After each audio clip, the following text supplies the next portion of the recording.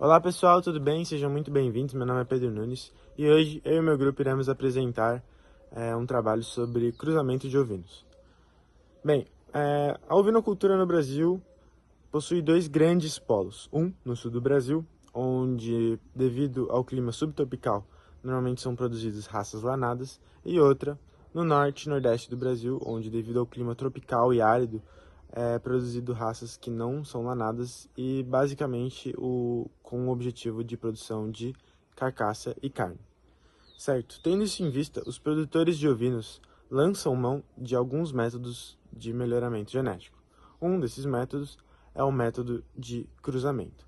Mas o que de fato consiste o método de cruzamento? O método de cruzamento consiste em basicamente você pegar duas raças diferentes da mesma espécie, cruzá-las e obter um híbrido mais adaptado àquele local e à produção desejada.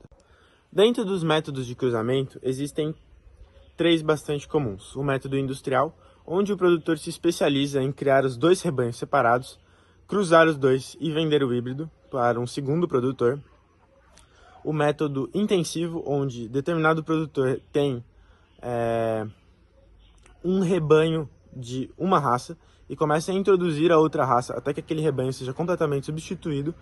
E o método de cruzamento alternado, onde um produtor ele começa com híbridos e vai alternando as linhagens de pai e mãe de raças diferentes com um determinado objetivo, tanto para a produção de carne, tanto para tamanho do filhote, fertilidade.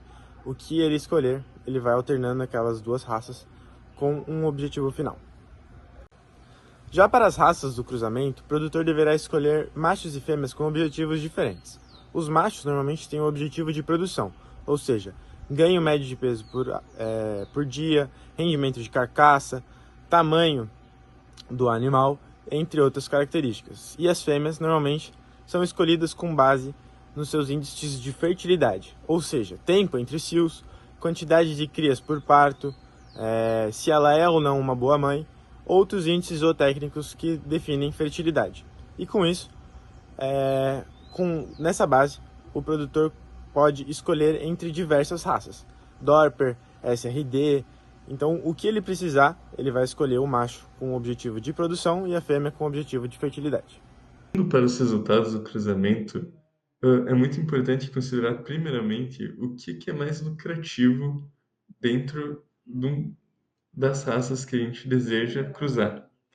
Como aqui se pode ver, a gente está utilizando muitas raças deslanadas e raças lanadas, porque na região nordeste do Brasil é muito quente para as raças lanadas, por mais que elas sejam de boa produtividade de carne, como se pode ver aqui, onde seus híbridos da raça Ile de France e Texel produzem muito mais grama de carne por dia. Porém, a qualidade da pele, ela não é tão boa. Então, num sistema de produção, é muito importante ser analisado isso.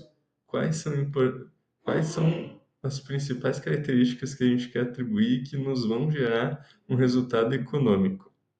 E vale ressaltar que é uma herança genética não aditiva, ou seja, ela é fruto de combinações genéticas de homozigoses que se tornam heterozigotos quando se combinam essas raças puras. Então, isso não é herdável.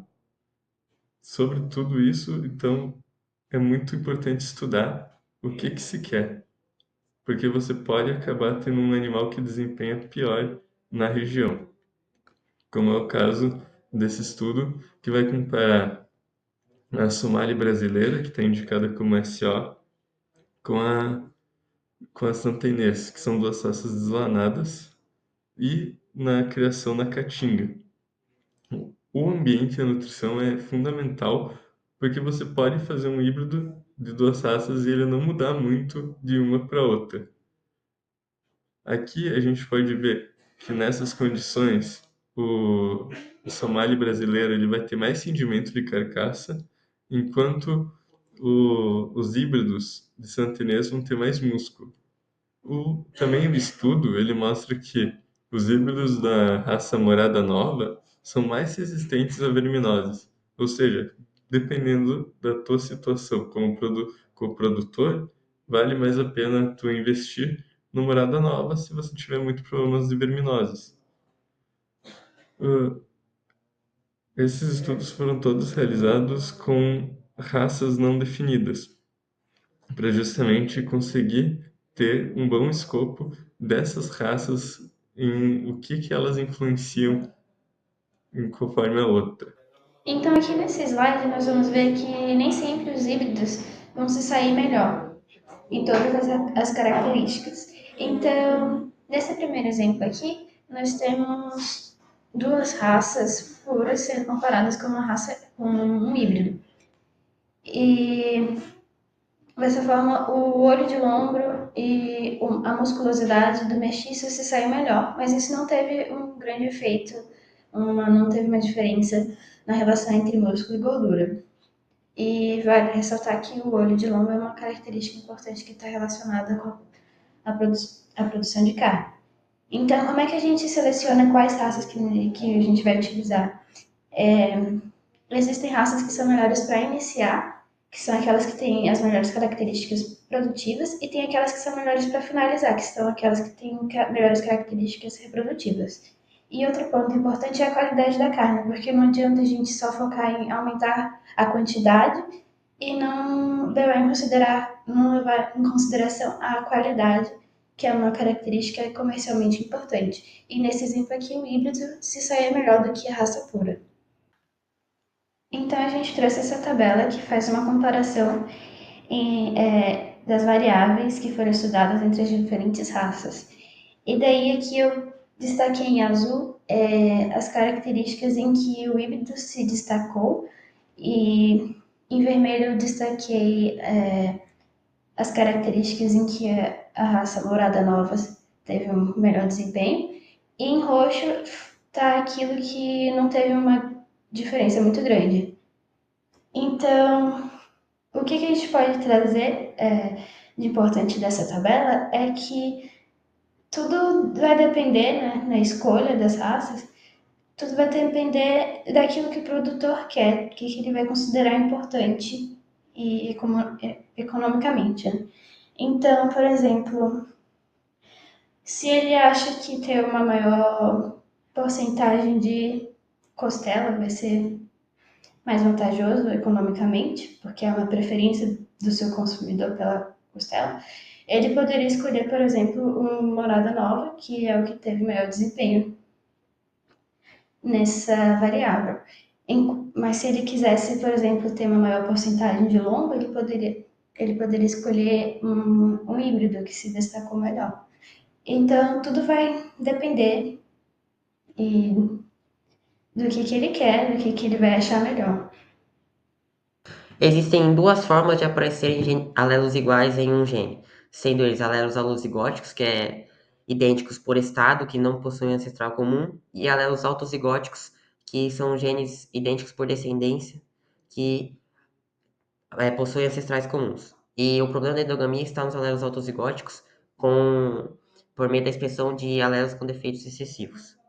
E as vantagens da endogamia é a fixação de características e refinamento de raça, homozigose dominante, que é a prepotência, que é quando o indivíduo é cruzado com outro com algum não consanguíneo, ele tem mais chance de fixar sua característica. E a heterose por famílias diferentes, que a população é separada em famílias diferentes, que formam uma linhagem nova de consanguíneos diferentes, que quando acasalados, eles aumentam a chance de heterose, como mostra nessa tabela aqui. Quando cruzado dois de raças diferentes, a heterose foi 100%. Aí quando cruzado com retrocruzamento um com ancestral comum, a heterose diminui para 50%. E uma forma para converter isso aqui é adicionando uma raça no cruzamento, que a heterose aumentou para 25%. E as desvantagens da endogamia seria a redução de fertilidade, reduz a sobrevivência e reduz o vigor. Como eu falei, você tem que tomar cuidado, ela é vantajosa, mas você não quer uma ovelha com uma fertilidade menor, uma sobrevivência menor ou um vigor melhor. Já se tem muitas sequências de genes de ovelhas descobertas em bancos públicos. Então, apresentam lâminas de microarranjo de genes ligados à produção de carne, à produção de leite e à resistência a parasitas.